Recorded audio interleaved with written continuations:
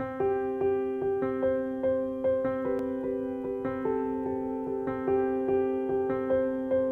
daughter Ellie was diagnosed with leukemia in May of 2013.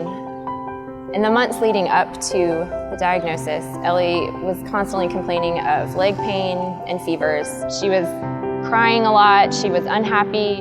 The doctors said that they thought we should get some blood work done, and I didn't really know what that meant, but I thought that was a good iddia because we couldn't figure out what was happening. And Sunday morning, the doctor called us and said, "We think your daughter has leukemia and we need her to go to the emergency room right away. Pack your bags, you're gonna be there for a while." Ellie was, and still is, a very, very spunky, amazing girl. She's very creative. She sees beauty in everything. She's an artist. And then after she was diagnosed, they started intensive chemotherapy right away. And honestly, it was the medicine, but she just wasn't herself. And she had a very blank look in her face. She laid on the couch all the time. She cried a lot. We had a really difficult time getting her to take her medicines. It was a really, really rough time for us as parents to see our daughter going through something that we weren't really sure how to fix, because for a 4.5-year-old, that's a really, really difficult thing to try to explain and to try to get her on board with saving her own life, even though she doesn't actually know her life is in danger. Once she reached a certain point in her treatment, her chemotherapy lightened up a lot, and we started seeing little signs of Ellie reappear. She would jump up. I remember one afternoon, she jumped up from the couch and she did this little dance to this TV show, and my husband caught it on camera, and we both just wept and just cried because we hadn't seen her do anything like that or express any kind of emotion or excitement in months. And it was beautiful, and it allowed us to know that she's gonna be okay and that she's gonna pull through this.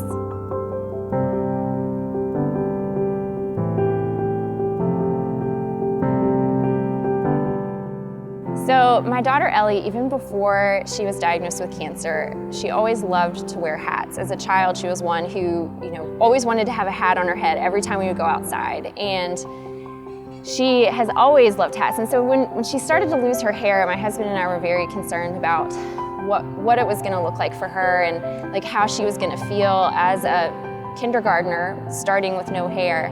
And she just started wearing hats, and every day I would pick her up from school. And so in the afternoon, Jay Coakley leaned in my car. He was helping Ellie get in. He said, "Hey, I want to get Ellie some more hats." And I was like, "Okay, that's awesome. That would be great. She loves hats."